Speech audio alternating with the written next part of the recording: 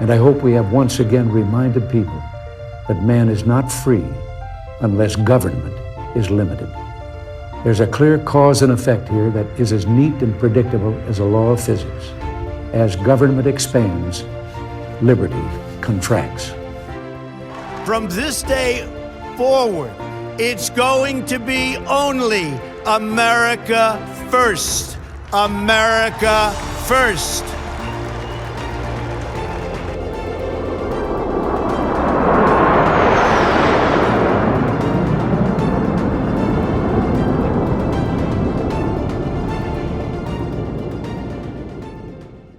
We are back after our Thanksgiving break last week. The more we thought about it, the more we thought it would be nice to take a break and focus on family and being thankful. How about that? But we're back at it now. The Liberty Podcast really never sleeps. We are scouring the universe for examples of rampant hypocrites and tyranny. And of course, good old-fashioned deceit. That's called lying for you Democrats following along at home. Your stock and trade, the underpinning, the foundation of your very existence as a party, as a human entity, as participants in our civilization, to the degree that you can call that participation, shouting and screaming and setting yourselves on fire and all the things you do by default. But let me get too far off the rails here with my normal tirades and ranting. That's not what entirely we're here for, after all. The good news is that the dog is in the studio today. This is the studio. It's really my office, but it sounds so much better, doesn't it? He's with me at my feet, and I'm hoping that he can remain quiet for the duration of this all-important podcast.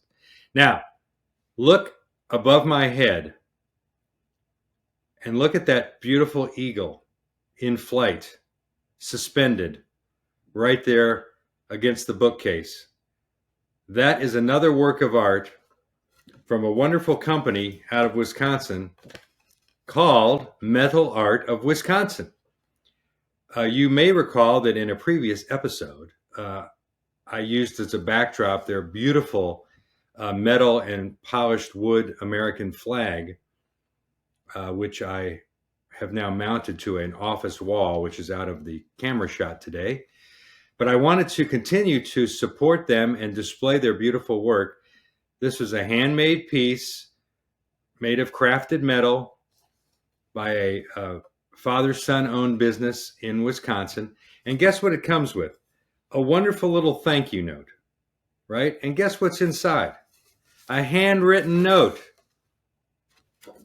It says, "Made just for you by Tina." And I want to thank Tina today from Wisconsin for crafting that beautiful, beautiful symbol of American freedom, which will now be permanently on display here in the Liberty Podcast studio.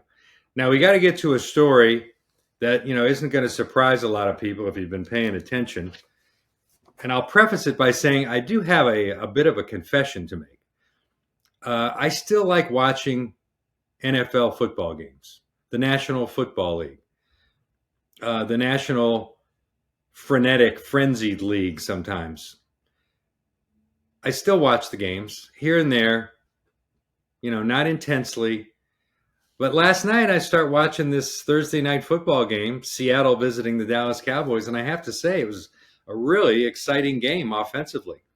And I wasn't able to endure till the end, but it was a really exciting game. I think the final score was like 41-35. Cowboys came back from at least a 9-point. I think they were down 9 when I ambled off to the chamber of slumber, called the master bedroom, by the way, just to make all you snowflakes a little uncomfortable. But the NFL, they just see, the problem is the NFL, there's too many people like me who keep watching the games in spite of the NFL's attempt to participate in the woke insanity that is gripping our nation, gripping our brands and our marketing and our advertising, and turning everything into a nonstop self-loathing festival where everything has to be reconstituted as an effort to end racism, support transgender rights. We can't just have football games. We can't just sell products. We can't just drink beer. But the NFL is trying to really screw itself up. And, because, again, people love to watch the games, they can't figure out a way to do themselves in. But they're trying once again. Here they have a new line of merchandise coming out, part of their new series called Inspire Change. Inspire Change. And you know how you can do that? You can do it by spending money, ladies and gentlemen, on more NFL merchandise supporting your favorite team. Except these new Inspire Change items include, caps and shirts that not only bear the logo of your favorite team. My favorite team is the Washington Redskins. See that right there? That's a childhood needlepoint piece that a neighbor of ours did when I lived in Northern Virginia many years ago, and that thing is going nowhere. But I can't buy Redskins merchandise anymore because some clown who owned the team, Dan Snyder, caved in to some of his sponsors several years ago, but that's another story. So when you buy this Inspire Change merchandise, at the NFL store website or the websites of your favorite teams, they all peddle merchandise 24/7 now. You're going to get the opportunity to wear headgear that features these all-important football-related slogans that every fan needs to keep in mind and display at all times, including economic opportunities, as if there's none of that in the NFL. They only pay, offensive linemen what nuclear physicists should be paid. Economic opportunities, very important to the NFL. Police community relations. You know what that means, don't you? Disarm, defund the police, turn them into community relations counselors. Yeah, that's what we need. When you're a cop and you're at gunpoint, community relations are that you end up in a pool of blood on the sidewalk, and the guy probably steals your police car and drives away into the night. Also on the merchandise, criminal justice reform. More of same, and the old, never worn out apparently, still hanging in there with all these other ones, social justice. Social justice. Now, you're saying, wow, is this still going on? Yeah, and you know what? It's hard for me to believe it. It goes back to 2020. They rolled out a 10-year, $250 million commitment to combat systemic racism. And this is just another outgrowth of that commitment. You may also notice the annoying stenciled messages in the end zones of these football teams. End racism. It takes all of us. And now there's another one that came out. I noticed the Cowboys game last night. My cause, my cleats. How dumb is that? But the idea is you can't just put on your cleats and go out and play football. Now there has to be a riveting message on the side of your shoes, of your cleats. I don't even think they really wear cleats anymore, but they're molded shoes that have some kind of a traction system built into them. But can you imagine Vince Lombardi? My cause, my cleats. How about here's the door, punk? But those were the days, my friends, when men were men and football players would literally, you could determine how many seasons they had played by how many teeth were missing. A guy with not a lot of teeth was probably a veteran, had been around 10, 12 years. And that's how you could figure it out. It's like the rings on trees, to tell the age of a redwood tree. But I wanted to share that with you, and all I can say is, keep it up, NFL, and maybe someday you'll finally achieve your ultimate goal, which is your own destruction. We'll see about that, won't we? Now, one other thing I wanted to mention before we get into the meat of the episode today, just to once again try to convince some of you that I'm not a total curmudgeon, although I'm very good at it. And I'm not going to say I invented it, but with each passing day, I'm trying to get better at it, shall we say. But I do want to bring to your attention that here in our community in Moore County, North Carolina, there are a slate of scheduled upcoming Christmas parades. And I bring those to your attention because, in particular, there will be a beautiful float, actually one of two floats, depending on which parade you attend, created by a very talented woman in our midst named Miriam Chu, who is an artist by trade, by training, a very infinitely talented person. And she takes it upon herself throughout the year to create, conceive of, and then build out, with the help of volunteers, these masterpiece floats. Well, she has created two for the coming Christmas season, and they will ostensibly be sponsored by the Moore County Republican Party, because we say Christmas. That's right. Christmas. Birth of Christ. Okay? Democrats, with your holiday this and your winter solstice that. Anyway, I wanted to share with you the dates of these parades so that you can attend one or more with your family and loved ones. Tomorrow, December 2, that will be, ladies and gentlemen, a Saturday morning at 11 a.m. in the town of Southern Pines, 11 a.m., their Christmas parade. You will see the Moore County Republican Party beautiful float. I don't know which is which. One is an angel float, angel themed. The other one is a depiction of everybody's favorite Whoville, the town of Whoville, from the famous tale, The Grinch Who Stole Christmas. The Grinch Who Stole Christmas. And I can assure you that there will be a Grinch, I believe, featured. They probably picked one from among the new members of the Pinehurst Village Council. Some of those folks are uniquely qualified to play the role of the Grinch, because, that's kind of who they are and what they're all about, isn't it, ladies and gentlemen? Coming up on December 4, so that'll be a Monday, in Lee County, in the beautiful town of Sanford at 6 p.m. And, there's something about these evening parades that's really special, because Madam Chu illuminates her floats for evening parades, and they are spectacular, just spectacular. Then we move to Robbins on December 7th, Pearl Harbor Day, at 6 p.m.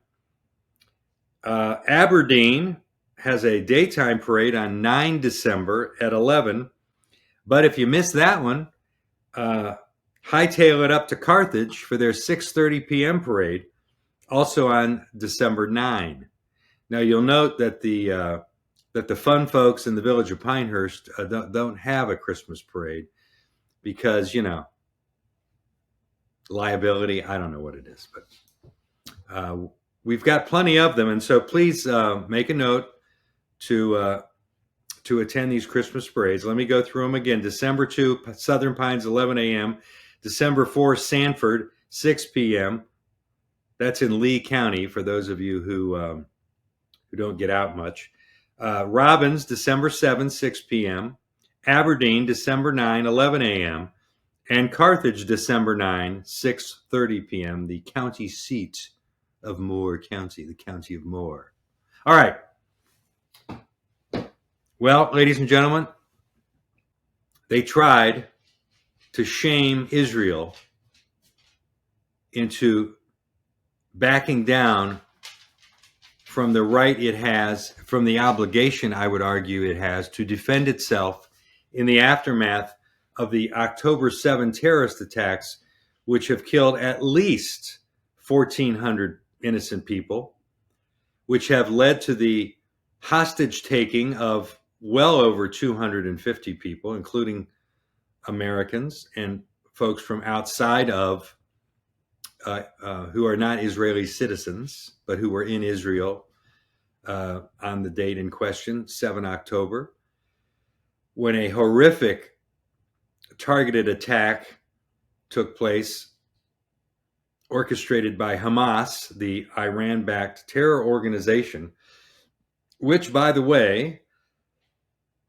the people of Palestine, the leaders of Palestine, have willfully lived with side by side for nearly 20 years now, allowing these Hamas terrorist leaders to build strategically placed tunnels for the very time and place of their choosing when they needed to use them, such as now. Well, I'm happy to report today that Israel has returned to its attacks on Hamas targets in Palestine, and may God give their soldiers and their military leaders courage to continue the fight and to see it through until this terrorist organization has been eliminated from the face of the earth. That is the goal. We have for too many years, in too many cases, both the United States and other countries, not closed the deal on ending terrorist organizations' existence. Israel, under Benjamin Netanyahu, is committed to that goal. And we as a country, we as a freedom-loving people in the United States must stand with them, regardless of what our lefty politicians and our weak academics and even some of our pastors and religious leaders, no matter what they say, we must know what is right in this important hour. We must know where we are on the timeline, on the trajectory of human history. And we are in a place that is a crossroads where evil is ramping up, and we must recognize it for what it is. Meanwhile, we have the feckless Biden administration, which has cheered on the recent ceasefire, the truce. These are the words of the media, to allow some of the hostages to be exchanged for prisoners held in Israel. Now, why it's a good idea for us to turn prisoners back loose into the hands of Palestine in Gaza, I can't figure it out, because these people were not hostages in Israel. They were prisoners in Israel because they are criminals. See, that's what you do with criminals. You put them in prison, right? I know. I'm so revolutionary in my thinking, am I not? Anyway, it was reported a couple of days ago that a source within the Israeli government has told Breitbart News that U.S. President Joe Biden's pressure on Israel will likely lead to Hamas surviving the war intact. In recent days, the White House has acknowledged that Israel intends to continue fighting Hamas after the current pause, which in that case, they were right about something for a change. Even though the pause had been sought by Biden, who not really, because they're turning the hard work of peacekeeping over to Qatar, which happens to be a safe haven for Hamas terrorist leaders, by the way. Just do a little reading and you'll figure that out. But the Israelis have been pretty clear that once the pauses are complete, and now they are, that the hostage exchange are over, they intend to continue their military operations. Meanwhile, the United States is trying something really dumb. Some of these Democrat senators especially have started talking about limiting aid to Israel unless it complies with our imposed conditions on how they fight their war to defend themselves against terror. Only a lefty, arrogant moron would even entertain that idea. But here it is. New York Times described it this way. The United States has warned Israel that it must fight more surgically to avoid further mass displacement of Palestinians in its war against Hamas, to avoid a humanitarian crisis. Well, did you think Hamas ever gave a thought to the humanitarian crisis that it would trigger by attacking on October 7th? Of course not. Terrorists don't care about humanitarians or their suffering. It's collateral damage. They're more than happy to live with it. More than happy to live with it. Anyway, it should infuriate all of us as Americans to see this acquiescing going on and to see this pearl clutching about, oh, the poor innocents in Palestine. Ladies and gentlemen, they have been given every opportunity, the innocents who live within the borders in Gaza, to get out. And the smart ones have. Because they know that Israel isn't just indiscriminately bombing hospitals and schools. They're trying to go after the tunnels. They have to. The tunnels have to go. Daniel Henninger, writing in the Wall Street Journal day before last, this guy nails it. He absolutely nails it in the Wall Street Journal. And here's what he touches on, which is really important. Obviously, we know that Hamas, that they're ruthless killers, okay? But he writes this, and let him finish his thought before your head explodes. Credit is due Hamas, he writes, and its partner, the Palestinian Islamic Jihad, for figuring out the utility of modern sensibilities, especially in the U.S. Hamas understood that the unprecedented horrors of its October 7 attack would melt away amid daily media attention to the unbearable horror of these vulnerable hostages and the realities of war inside Gaza.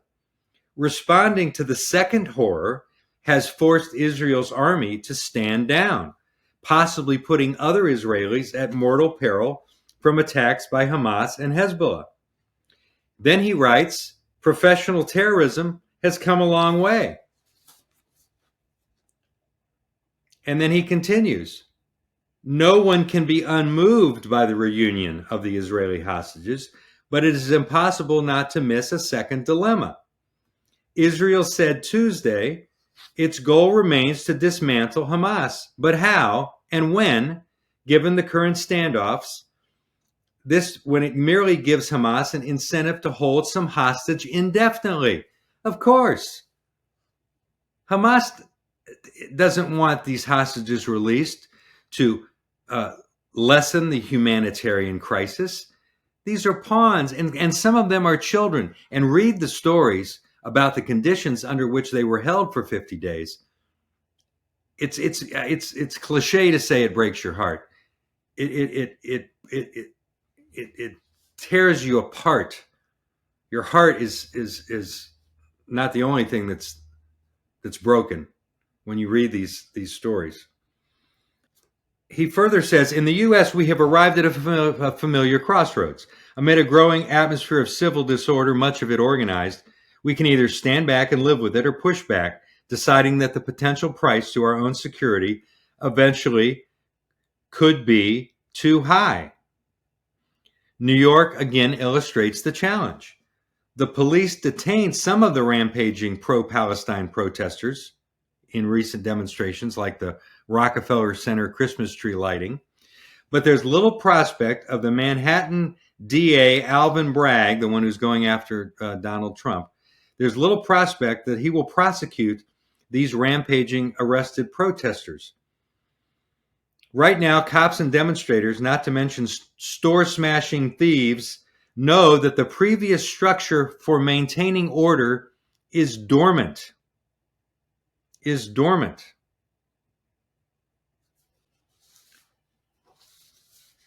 So order, we used to know that there were limits to disorder.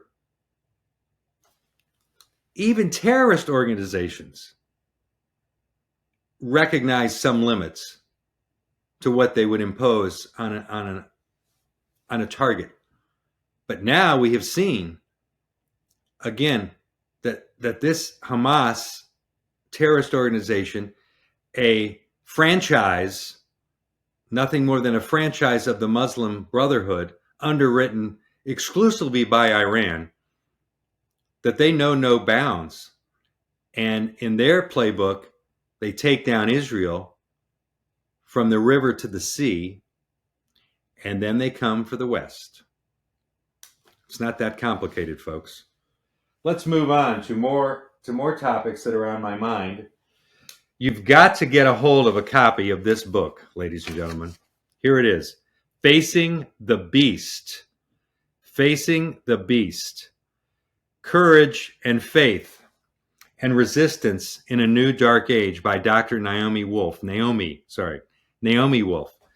She was the original author of, during the pandemic, of The Bodies of Others, and the deliberate efforts by Dr. Anthony Fauci and his kind, his evil ilk, to, first of all, impose lockdowns on society regardless of cost, economic, emotional, or otherwise. And then, of course, to inject us with experimental serum, which only now are we seeing the detriment of that, mostly in the bodies of healthy young athletes who continue to collapse and die around the world on literally a daily basis.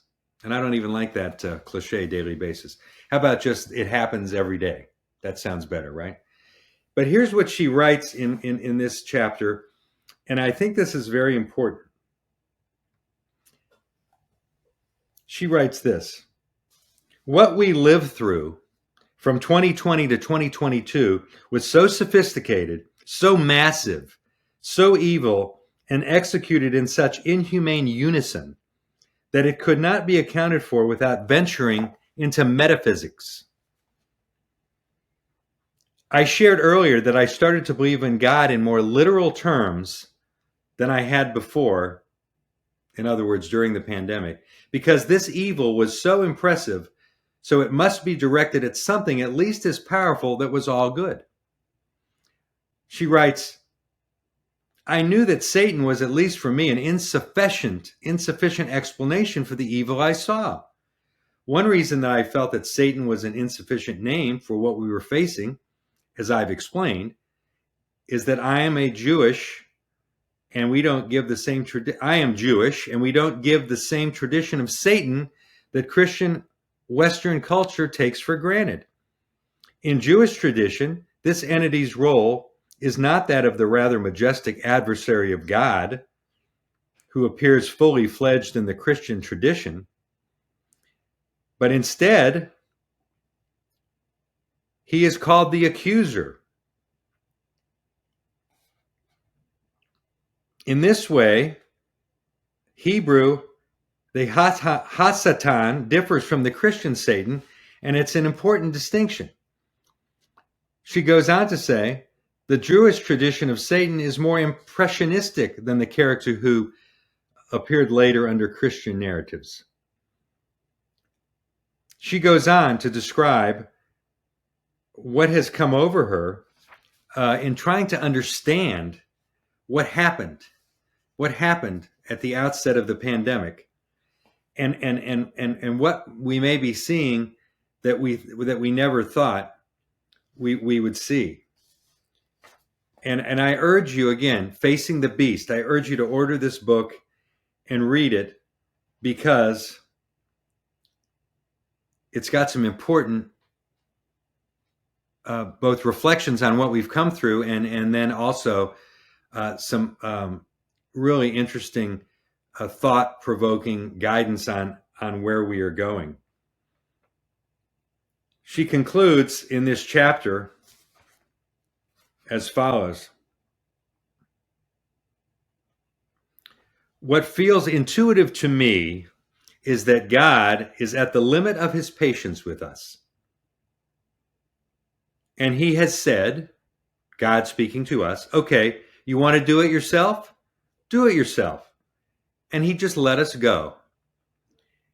And that this, the absence of the protection of God and the ascendancies of a realm on earth of us doing it all ourselves, regarding ourselves, worshiping ourselves, whoring after only human works, releasing ourselves from all lawful constraints, embracing all lusts and obedience to non-defined divine authorities, rejecting mercy, celebrating all narcissism, treating children like animals whom we own, treating the family like a battlefield, treating the churches and synagogues as marketing platforms, this indeed, what the realms of pagan darkness or of principalities and power look like, this may indeed be what hell itself looks like.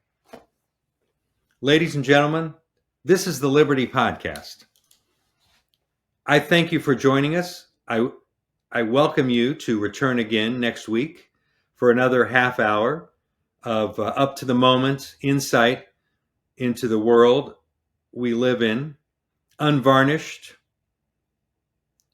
unabridged, and unapologetic. Join us again on the Liberty Podcast next time.